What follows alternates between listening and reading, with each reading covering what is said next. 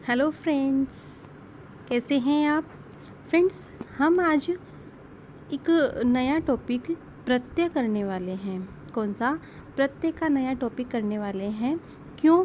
क्योंकि प्रत्यय जो है वो वैसे बहुत बड़े हैं, करवाने में ये कम से कम भी अगर हम क्लास ले तो 15 घंटे की क्लास में होता है, लेकिन हम इसको आज एक साथ करेंगे। हम जो रीट के अनुसार, क्योंकि हमें फर्स्ट ग्रेड सेकंड ग्रेड का एग्ज़ाम नहीं देना है, रीट के अनुसार जो प्रत्यय हैं वो उसमें हमें क्या क्या ध्यान रखना है ताकि हमारा 1 नंबर पक्का हो। इसलिए रीट के अनुसार आज हम प्रत्यय का अध्ययन करने वाले हैं। देखिए, प्रत्यय देखो, पहले तो होते क्या है। प्रत्यय जो किसी भी शब्द या धातु के पीछे जुड़कर उसके अर्थ में परिवर्तन कर देते हैं, वो प्रत्यय कहलाते हैं। ठीक है, उपसर्ग आगे जुड़ते हैं, प्रत्यय पीछे जुड़ते हैं, ये आप सब लोग जानते हैं। ठीक है, तो आइए हम देखते हैं प्रत्यय। संस्कृत प्रत्ययों की पहचान करने का जो सामान्य तरीका है वो हम देखेंगे। अक्सर लोगों को ये शिकायत रहती है कि इसमें भी ये होता है, इसमें भी ये होता है, तो हमें कैसे पता चलेगा कि कौन से ये में कौन सा प्रत्यय होगा, कौन से वान वती इनमें कौन सा प्रत्यय होने वाला है। तो आज हमारे जो सारे डाउट हैं वो क्लियर हो जाएंगे। आप इसको ध्यान से देख लीजिए, बाकी आपको पढ़ने की ज़रूरत नहीं है। इतना डीप जो है वो संस्कृत में रीट की एग्ज़ाम में नहीं आता है। ठीक है, हमें हमारा प्रश्न सही करना है। नियम सीखने से हमें कोई मतलब नहीं होना चाहिए, क्योंकि नियम सीखेंगे तो ये बहुत लेंथी टॉपिक होता है। चलिए, पहला है क्षत्रिय प्रत्यय। क्षत्रिय प्रत्यय में क्या होता है, इसमें इत संज्ञा किसकी होगी? श और री की इत संज्ञा होगी और इसमें अत शेष रहेगा। क्षत्रिय प्रत्यय में स और री की इत संज्ञा होगी और अत इसमें शेष रहेगा। करते हुए अर्थ में आता है ना, जैसे गच्छन है तो चलते हुए, ठीक है, पठंती पढ़ती हुई, इस प्रकार से चलता है। ये परस्मैपदी धातु में लगता है। इसमें परस्मैपदी धातु में लगता है। धातु जो अपन कृत प्रत्यय पढ़ रहे हैं ना, कृदंत प्रत्यय, तो उसमें जो धातु है उसमें ये प्रत्यय लगता है और परस्मैपदी धातु में ये लगता है। ठीक है, जैसे पुल्लिंग में बनेगा गच्छन, गच्छन्तौ, गच्छन्तः, पठन्ति, पठन्त्यौ, पठन्त्यः, लिखत, लिखति, लिखन्ति, ऐसे इनके रूप चलेंगे। मेन आपको ये याद रखना है कि इसमें अत शेष रहता है नपुंसक लिंग में और पुल्लिंग में अन शेष रहता है। ठीक है, फिर है आगे सानच प्रत्यय। जो क्षत्रिय और सानच प्रत्यय है ना, ये साथ में चलते हैं। क्षत्रिय और सानच प्रत्यय साथ में चलते हैं। तो जो क्षत्रिय प्रत्यय है वो परस्मैपदी धातु में होता है, सानच प्रत्यय आत्मनेपदी धातुओं में होता है। जैसे लभमान है, प्राप्त करता हुआ, लभमानौ, लभमानः, राम की तरह चलेंगे। सेवमानः, जैसे लभमान है, लभमानः, सेवमान है, सेवमानः, वर्तमान है, वर्तमानः। ठीक है, ये चलेंगे। ये दोनों का अर्थ सेम होता है, करते हुए अर्थ में होता है, टू बी कंटिन्यू में। ठीक है, तो यहाँ पे ये परस्मैपदी में होगा, ये आत्मनेपदी में होगा, अर्थ दोनों का एक ही होगा। ये बात आपको यहाँ ध्यान रखनी है। तीसरा प्रत्यय है हमारा कत प्रत्यय। इसमें क की इत संज्ञा होती है, त शेष रहता है। जैसे गत है, गतौ, गतः, फिर स्त्रीलिंग में बनेगा पठिता, गता, पठिते, पठिताः, लिखितम, लिखितये, लिखिताः। जैसे लिखित है पुल्लिंग में बनाएंगे, स्त्रीलिंग में लिखिता बनेगा, नपुंसकलिंग में लिखितम बनेगा। ठीक है, कत्वतु प्रत्यय, इसमें क और उ की इत संज्ञा होती है, तवत शेष रहता है। ठीक है, जैसे गतवान, गतवती, गतवत, गतवन्तौ, रूप चलेंगे गतवन्तः, गतवत्यो, गतवत्याः, गतवती, गतवन्ती, ऐसे इनके रूप चलेंगे। ठीक है, ये तीनों लिंगों में चलेंगे। फिर है ल्युट। ल्युट जो प्रत्यय है उसमें ल और ट की इत संज्ञा होती है और यू शेष रहता है। एक सूत्र आता है युवोर अनाको। ठीक है, उसमें जो यू को है वो अन आदेश होता है, इसलिए ल्युट प्रत्यय हमेशा नपुंसक लिंग में प्रयोग किए जाते हैं। अभी तक हमने जो ऊपर प्रत्यय पढ़े वो तीनों लिंगों में थे, लेकिन जो ल्युट प्रत्यय है वो हमेशा नपुंसक लिंग में प्रयुक्त किए जाते हैं। अनम या अणम इसमें शेष रहता है, जैसे कर्णम, कर्णे, कर्णानि, पठनम, पठने, पठनानि। ठीक है, अनम इसमें शेष रहता है। इसके बाद है घय प्रत्यय। घय प्रत्यय में घय और ञ की संज्ञा हो जाती है, ए इसमें शेष रहता है। ये हमेशा पुल्लिंग में प्रयुक्त होता है, जैसे पाठ है, पाठौ, पाठः, ग्रंथ है, ग्रंथौ, ग्रंथः। राम की तरह इनके रूप चलेंगे।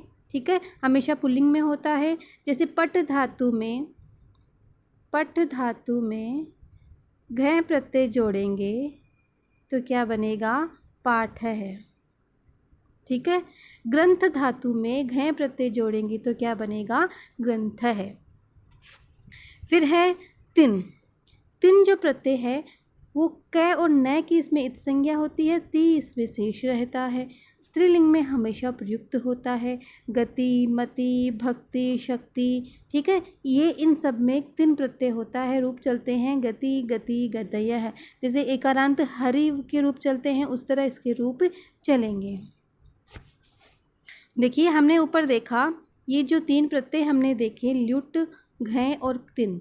ल्युट प्रत्यय हमेशा नपुंसक लिंग में होता है, घय प्रत्यय हमेशा पुल्लिंग में होता है, तिन प्रत्यय हमेशा स्त्रीलिंग में होता है। इसमें कर्णम बनता है, जैसे पठनम, कर्णम, जननम। ठीक है, और इसमें पाठ है, ग्रंथ है, ऐसे चलेंगे। गति, मति, भक्ति, शक्ति, ये इसमें तीन प्रत्यय में चलेंगे। ये स्त्रियांत होते हैं, स्त्रीलिंग होते हैं, इसमें होती है। ठीक है, आगे देखो। अब है त्वा, ल्यप और तुमुन। ये जो प्रत्यय हैं ये मैंने आपको पहले भी एक वीडियो में बताया था, ये तीनों अव्यय होते हैं, इनके रूप नहीं चलेंगे। ठीक है, ये जैसे हैं वैसे ही प्रयुक्त किए जाते हैं। जैसे त्वा प्रत्यय है, उसमें क की इत संज्ञा हो जाती है, त्वा शेष रहता है, गत्वा कर के अर्थ में होता है, पठित्वा, लिखित्वा। ठीक है, ल्यप प्रत्यय भी कर के अर्थ में होता है, लय और पय की इत संज्ञा होने के बाद यह शेष रहता है, लेकिन इसमें उपसर्ग आगे होता है। ठीक है, किसी भी शब्द में, जैसे आ प्लस गम प्लस ल्यप आगत्य बना, वी प्लस लिख प्लस ल्यप विलिख्य बना, वी प्लस ज्ञा प्लस ल्यप विज्ञाय बना। ठीक है, तुमुन के लिए अर्थ में होता है और तुमुन में तुम शेष रहता है। तुमुन में क्या शेष रहेगा? तुम शेष रहेगा। ये भी अव्यय होता है। गंतुम जाने के लिए, पठितुम पढ़ने के लिए, गातुम गाने के लिए, वक्तुम बोलने के लिए। ठीक है, ल्यप प्रत्यय में पहले उपसर्ग होगा, कत्वा में त्वा शेष रहेगा, दोनों करके अर्थ में होता है। और तुमुन प्रत्यय में तुम शेष रहेगा या धुम भी शेष रहता है इसमें। ठीक है, जैसे रोधुम। ठीक है, तो इसमें धुम या तुम शेष रहता है और पठितुम, गंतुम, वक्तुम आदि इसके रूप बनते हैं। तीनों प्रत्यय अव्यय में प्रयुक्त होते हैं। अभी एग्ज़ाम में कभी यहाँ से इनसे बने हुए शब्द ऑप्शन में दिए हुए हों और आपसे पूछे निम्न में से अव्यय शब्द नहीं है, तो आप इनमें से कोई नहीं करना है, आपको अलग करना है, क्योंकि इनसे बने शब्द भी अव्यय ही होते हैं। आई होप कि आपको समझ में आ रहा है। एक हार्ड टॉपिक को सरल बनाने का प्रयास किया है। ठीक है, आगे है तव्यत प्रत्यय। तव्यत में त की इत संज्ञा होती है और लास्ट वाले त की इत संज्ञा होती है और तव्य इसमें शेष रहता है। ठीक है, तीनों लिंगों में चलेंगे, पुल्लिंग, स्त्रीलिंग और नपुंसक लिंग में। गंतव्यः, गंतव्यो, गंतव्यः। फिर पठितव्यः, जैसे इसका स्त्रीलिंग बनाएंगे तो गंतव्या बनेगा, यहाँ विसर्ग नहीं आएगा ना, तो गंतव्या, पठितव्ये, पठितव्यः, कर्तव्यम, कर्तव्ये, कर्तव्यानि। अनियर प्रत्यय। अनियर प्रत्यय में र की इत संज्ञा होती है और यह शेष रहता है। ठीक है, और ये होता है चाहिए अर्थ में, जैसे पठनीय, स्त्रीलिंग में बनाएंगे पठनिया, पठनियो, पठनीयः। ठीक है, लेखनिया, राम की तरह चलेंगे लेखनीय, और इसमें लता की तरह चलेंगे, इसमें पुस्तक की तरह चलेंगे। ठीक है, जैसे पुस्तकम, पुस्तके, पुस्तकानि बनता है, करणीयम, करणीय, करणीयानि बनेगा। ठीक है, आपको इतना याद रखना है कि इस प्रत्यय में क्या शेष रहता है। ठीक है, आगे देखिए। णउल प्रत्यय। णउल प्रत्यय में ण और लय की इत संज्ञा होकर वह बचता है और युवोर अनाको सूत्र से इसमें इसको अक आदेश होता है और उसमें ल्युट में अनम आदेश हुआ था। ठीक है, तो पुल्लिंग स्त्रीलिंग नपुंसकलिंग तीनों में चलेगा। पाठकः, दर्शिका, कारकम, इसमें ये जो पहला शब्द है उसको वृद्धि आदेश होता है और पाठ धातु है, पठ धातु है, इसमें अपन णमूल प्रत्यय जोड़ेंगे तो क्या बनेगा, पाठकः बनेगा। ठीक है, अक शेष रहता है और जो पहला वर्ड है उसको दीर्घ आदेश हो जाता है। फिर देखो तृच प्रत्यय, तृच प्रत्यय में च की इत संज्ञा होकर ती शेष रहता है। स्त्रीलिंग पुल्लिंग नपुंसकलिंग तीनों में चलता है। कर्ता, कर्तारव, कर्तारः, कर्ता, फिर इसमें स्त्रीलिंग में बनेगा कर्त्री, कर्त्र्यो, कर्त्र्यः, और कर्त्री नपुंसकलिंग में ये जो स्वर वाला री है वो आ जाएगा। ठीक है, फिर है नेक्स्ट यत प्रत्यय। यत प्रत्यय में क्या होता है, त की इत संज्ञा होकर ये शेष रहता है। आगे हम सारे एक साथ देखेंगे कि किसमें कैसे क्या शेष रहता है। ठीक है, अभी आप समझिए। जैसे यह प्रत्यय में ये स्वरांत धातुओं में लगता है। जैसे पा धातु है उसमें यत प्रत्यय जोड़ेंगे, स्वरांत में लगता है तो पा धातु में यह प्रत्यय जोड़ेंगे तो क्या बना, पेयः बना। ठीक है, गेयः, देयम। ठीक है, दा धातु है उसमें, फिर यहाँ पे ज्ञा धातु है। ठीक है, ये जी धातु है, जीतना। स्वरांत जो धातुएं होती हैं जिनके अंत में स्वर होता है उनमें यत प्रत्यय का प्रयोग किया जाता है। क्योंकि देखिए यहाँ पे 3 प्रत्यय हैं, यत प्रत्यय, क्यप प्रत्यय और ण्यत प्रत्यय। यत, क्यप और ण्यत प्रत्यय है। इन तीनों में यह शेष रह रहा है, यहाँ हम देख रहे हैं तीनों में ये। तो हमें पता कैसे चलेगा कि कौन, जो लास्ट में हम देख लेंगे ये है। ठीक है, तो कैसे पता चलेगा, देखो जो स्वरांत धातु होती है, मूल धातु, जैसे इसमें पा धातु है तो पा में आ मिला हुआ है, स्वरांत धातु है।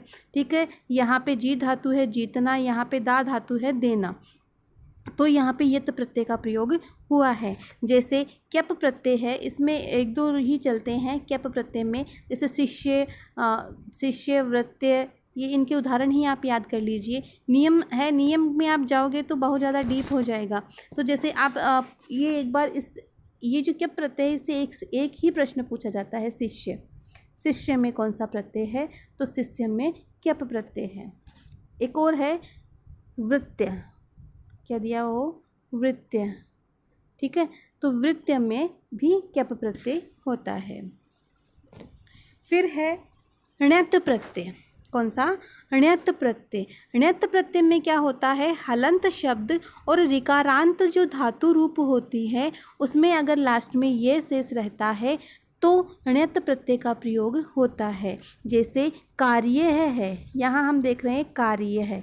ठीक है, इसमें क्या है, इसमें क्री धातु है। कौन सी धातु है, क्री, तो ऋकारांत है तो यहाँ पे कार्य बना, आर्य। री धातु है, ठीक है, इसमें री शेष है तो हार्यम बना।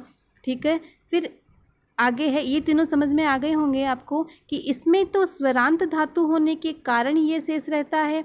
इसमें ये 1-2 उदाहरण है, ये आपको याद रखने हैं। फिर ये यहाँ पे हलंत और ऋकारांत में ण्यत प्रत्यय का प्रयोग होता है। आगे है णिनि प्रत्यय, इसमें ण और ई की संज्ञा हो जाती है और इन शेष रहता है। ठीक है, जैसे उष्ण भोजी, प्रियवादिनी, सत्यवादिनी, 2 शब्दों से मिलकर ये बनता है। इनके लगभग यही उदाहरण पूछे जाते हैं, तो आप इनको देख लीजिएगा। फिर है ये हमारे कृत प्रत्यय पूरे हुए।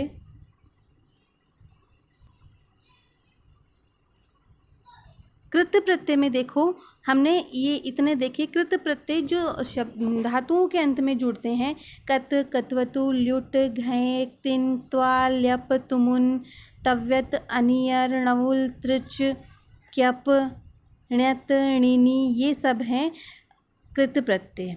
ठीक है,